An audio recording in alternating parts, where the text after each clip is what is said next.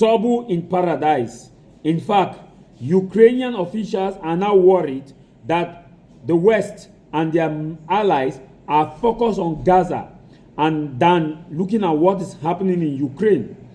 Just to let you know that before the war, or when the war in Ukraine started, from February last year, 24th, right up to July this year, the United States of America has pumped in $78 billion in Ukraine to counter Russian offensives. And now, the US again is preparing for another round of budget, though this is being fought against by those in the US who don't want extra funding. And also, Zelensky is afraid that if Trump takes over based on the poll, because as we speak, all polls, including the polls of those who don't like President Trump, is signaling that Trump is winning in the polls, and if the general elections are conducted today, according to the polls, Trump will win. They are afraid that if Trump takes over, Trump will quickly sign an agreement with Putin and put an end to the war and stop the funding. I want you to watch this video. Gaza has taken the war in Ukraine off the map, and this is at a very crucial time when Ukraine is fearing an increase in Russian attacks to try to knock out the energy supplies over the winter period. This is what happened last year. Between October last year and March this year, 60% of the power generation capacity was damaged by Russian attacks. 43% of high voltage capacity was also damaged. $10 billion was the bill in repair costs to get those energy supplies up and running again, and 12 million people were left with little or no access to energy during that period. The Ukrainian authorities say that despite all the efforts by Russia, they have managed to repair 90% of the energy supplies in the country. That's why they're worried that Russia is going to start again this year, with the principal aim of trying to undermine the morale of the Ukrainian people who will live in the cold and in the dark during the bleakest months of the winter, when the temperature can go down to at least -10, and also to make it increasingly difficult for the Ukrainian government to persuade the people that they should continue with their war effort. Now, there are also other problems that the Ukrainians are going to have to deal with over the next few months.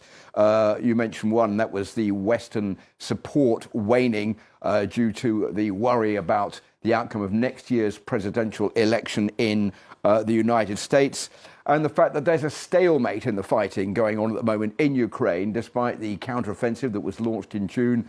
The push forward by Ukrainian forces is still pretty slow, and the only group which is remaining steadfast in all of this are the Russians, which are building up their ability to attack Ukraine over the winter, and there's a lot of apprehension about what Russia is actually planning to do over the winter and in the upcoming period next spring.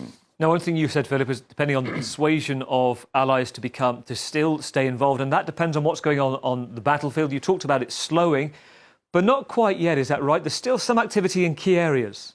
Well, there are three key areas in the war in Ukraine. We can put the map up here to have a look at those key areas. The first one is Advika. Now, just to let you know that Russia actually occupies about 17.5% of Ukrainian territory, but there is a constant push by Russian forces to try to take more Ukrainian territory. They've been pushed back quite a lot by Ukrainian forces, but not enough to make this a well thought out and positive counteroffensive by the Ukrainians since the month of June. First of all, Advika here. This is the main Russian area of the offensive right now. This is situated just to the south of Bakhmut. And this is the town that Russian forces would like to take control of. There are rumors that it has taken control of the town already. Ukraine has denied that. Ukraine says it's holding steadfast, but Russia is trying to encircle the town to be able to take it as part of its plan to take control of the Donbass region. Second point of interest is Kherson, where there is a push forward by Ukrainian forces to try to cut off Russian supplies this side to divide the Russian offensive and make it easier for the Ukrainians to take control of this part of the country, and therefore cut off supplies to Crimea further south, which is under, of course, full Russian control. And the third area of interest is here, which is the Dnipro River, where the Ukrainians say they have managed to push forward over the last few weeks and to cross the river to the eastern side, which is under Russian control. Earlier this morning, there was a statement by Russian forces saying that they had pushed back another attempt by the Ukrainians to move further south over the Dnipro River. That hasn't been confirmed yet by the Ukrainian forces, but the Ukrainian president, Volodymyr Zelensky, says that his forces are advancing. The Russians are being pushed back. There is ferocious fighting taking place there, but they have advanced Ukrainian forces by about 15 kilometers or so. So that is the situation really as far as the offensive is concerned so far on the front line. There's potentially a very different future as well, Philip, isn't there? The fact that you have Volodymyr Zelensky wondering whether its biggest backer, well, will it still be Joe Biden or will it be the current favourite in the polls, Donald Trump? That is a major concern for the Ukrainian authorities. I think the major concern, because the United States is the biggest contributor of aid, military aid and financial aid to the Ukrainians, $76.8 billion since the start of the Ukraine war, from February last year to July the 31st this year.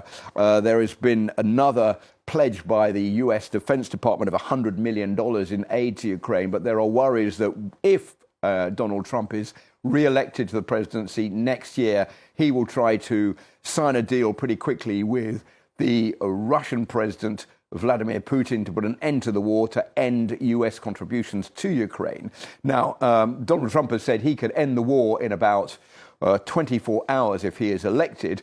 The Ukrainian president, Volodymyr Zelensky, has said that is untrue. He's invited Donald Trump to come to Ukraine, saying, I need 24 minutes to explain to Donald Trump why he would not be able to end the war in Ukraine. That's not all. There's growing fatigue in Europe as well. That's been underlined by the Italian Prime Minister, Giorgia Meloni, saying that there is a lot of fatigue from all sides. But there is good news. The US has been present this week. The defense chief, Lloyd Austin, went to Ukraine, and so did the brand new Foreign Minister of the UK, the Foreign Secretary, David Cameron. He was in Ukraine last week to offer British support, the second biggest contributor to Ukraine's aid, saying that that support will continue.